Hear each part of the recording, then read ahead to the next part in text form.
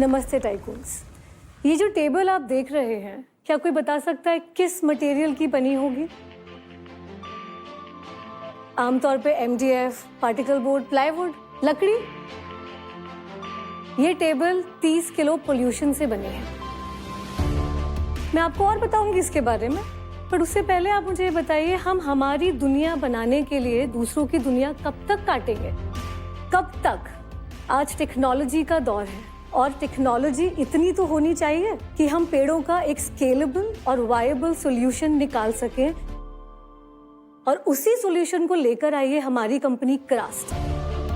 हमारी कंपनी एक deep tech material science research company है जिसने पेड़ों के लिए एक अल्टरनेटिव स्केलेबल सॉल्यूशंस बनाया है। इसी अल्टरनेटिव मटेरियल की खोज हमें भारत के गांव लेकर आई। भारत में हर साल 500 मिलियन टन से भी ज्यादा एग्रीकल्चरल वेस्ट जनरेट होता है। हैरानी की बात यह है कि इसका एक बड़ा हिस्सा जला दिया जाता है, जिससे हमारी हवा प्रदूषित होती है। बात सिर्फ बाहर के प्रदूषण की नहीं है, बात अंदर के प्रदूषण की भी है। क्या आप जानते हैं आपके फर्नीचर में कैंसर है? जी हाँ, कैंसर। क्योंकि आमतौर पर बाजार में मिलने वाले प्लाईवुड जैसे मटेरियल फॉर्मेल्डिहाइड नामक एक केमिकल से बनाए जाते हैं जो ग्लू होता है। वो टॉक्सिक होता है, कार्सिनोजेनिक होने के साथ साथ वो सांस की बीमारियां भी देता है। उसके एमिशंस घरों में सालों साल तक रहते हैं। बहुत सारे देशों ने उसको बैन कर दिया है और अब रेगुलेशंस इंडिया में आना भी चाहिए। It's about time. तो एक तरफ पोल्यूशन है, दूसरी तरफ डिफॉरेस्टेशन और बीच में एक सीरियस हेल्थ क्राइसिस। टाइकून्स, ये सिर्फ एक एनवायरमेंटल डैमेज नहीं है, ये एक डिजाइन फेलियर है। और टाइकून्स, हम दोनों भाई बहन साइंटिस्ट हैं और डिजाइन फेलियर साइंस से ही सॉल्व करना जानते हैं। हमने देखा कि मार्केट में पेड़ों के विकल्प के लिए एग्री सॉल्यूशंस आए हैं, ये कोई नई बात नहीं है। लेकिन पराली का वायबल सॉल्यूशन नहीं आया है और ये इसीलिए नहीं आया है क्योंकि पराली में सिलिका जितना एक बहुत हाईली एब्रेसिव मटेरियल होता है। ये इतना एब्रेसिव होता है कि मशीनों को खराब कर दे। तो मैन्युफैक्चरर्स पराली को यूज नहीं कर सकते अपनी कन्वेंशनल टेक्नोलॉजी में। और इसी सिलिका की प्रॉब्लम को हमने सॉल्व किया है अपनी पेटेंटेड टेक्नोलॉजी से। हम अलग अलग क्रॉप फाइबर्स पे काम करते हैं, जिसे हम लोग पैनल बोर्ड्स बनाते हैं फर्नीचर और कंस्ट्रक्शन के लिए, पल्प एंड पेपर बनाते हैं पैकेजिंग के लिए। So tycoons, let me introduce you to our products by क्रास्ट।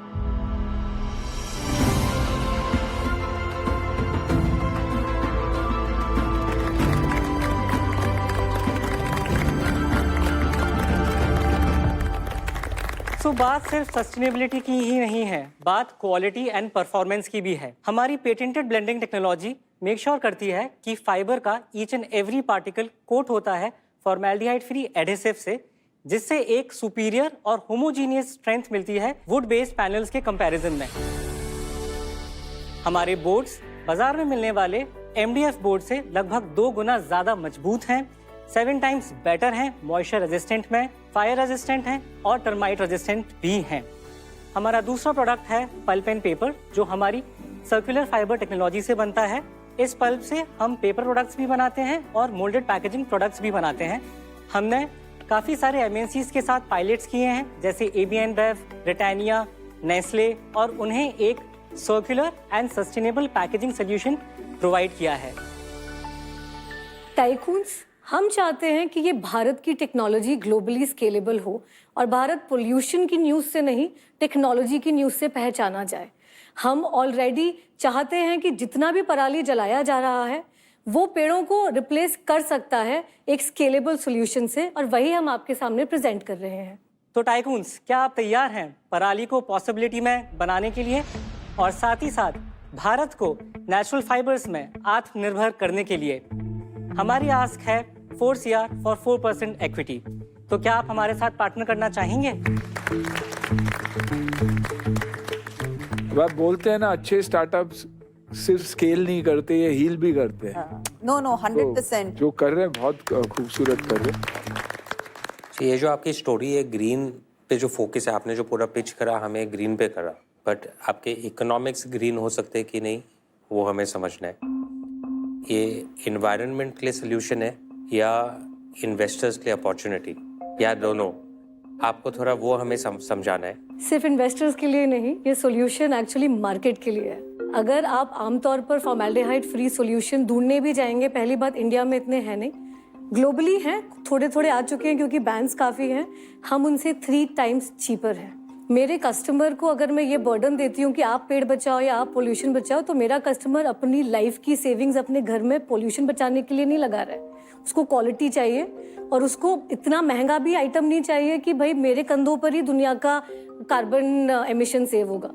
हमारा जो एडहेसिव है, हमारी ब्लेंडिंग टेक्नोलॉजी की वजह से हम उसको काफ़ी हद तक रिड्यूस कर देते हैं। तो we are unit economics positive already at the pilot level. मैंने बहुत सारे सस्टेनेबिलिटी कंपनीज को देखा है कि उनका सारा बिजनेस का वेट ये सस्टेनेबिलिटी पे, ग्रीन पे रहता है। अगर मैं बोलूँ कि आप ये जो ग्रीन पार्ट है पूरा निकाल ही दीजिए, तो on pricing, on durability, on other aspects, can it compete with the other things that the customer is buying today?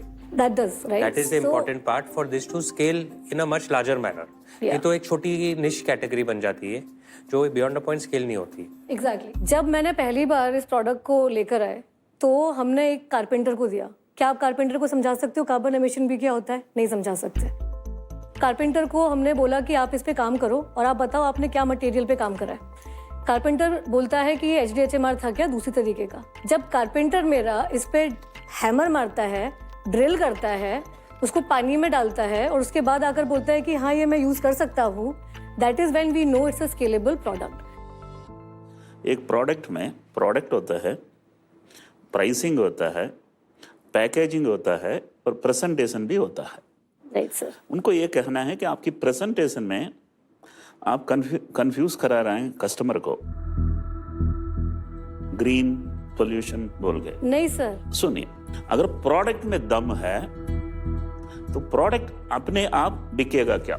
Exactly. वो अब बता दीजिएगा। नहीं बिकेगा तो आप जो कर रहे हैं वो सही है। एक 3 दिन का मैन्युफैक्चरिंग रन करा था, इस साल हमने करा था कमर्शियल स्केल पर। 1000 बोर्ड बनाए थे, अगले दिन 1000 बोर्ड डिस्पैच हो गए उन कस्टमर्स के पास जिनको ग्रीन प्रोडक्ट का कोई लेना देना नहीं था। सो बिकता है, उतना ही उनको चाहिए।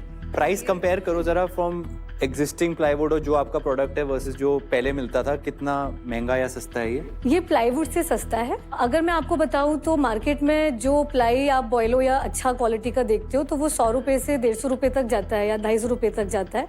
उसमें फॉर्मेल्डिहाइड भी होता है, but that's a separate angle. हमारा 60 से 80 के बीच में आ जाता है। 50% कम है। हाँ, प्लाईवुड से कम है। नहीं, ये आपका जो क्राफ्ट है प्रोडक्ट B2C है, B2B है, मतलब लाइक आप प्लाई बेच रहे हैं कि आप एंड प्रोडक्ट बेच रहे हैं? हम बोर्ड में प्लाई बेच रहे हैं और हमारा जो मॉडल है वो डिस्ट्रीब्यूशंस के साथ ही है। तो हम डिस्ट्रीब्यूटर नेटवर्क्स बनाकर उसको मार्केट में लेकर आ रहे हैं। थोड़ा मुझे सप्लाई चेन भी समझाना, कहाँ से सोर्स करते हो, किधर से आता है, कितना अवेलेबल है ये, मतलब अबंडेंटली है भी या नहीं? हाँ, तो जो हमारा मॉडल है वो डिसेंट्रलाइज फैक्ट्रीज का मॉडल है। हम 20 किलोमीटर की रेडियस से किसानों से मटेरियल सोर्स करते हैं। हमारी जो फैक्ट्री मुरैना में है मध्य प्रदेश में, वहाँ पे लगभग हमारा 150 प्लस फार्मर्स का नेटवर्क ऑलरेडी है जो हमें कंटिन्यूअसली मटेरियल सप्लाई करता है।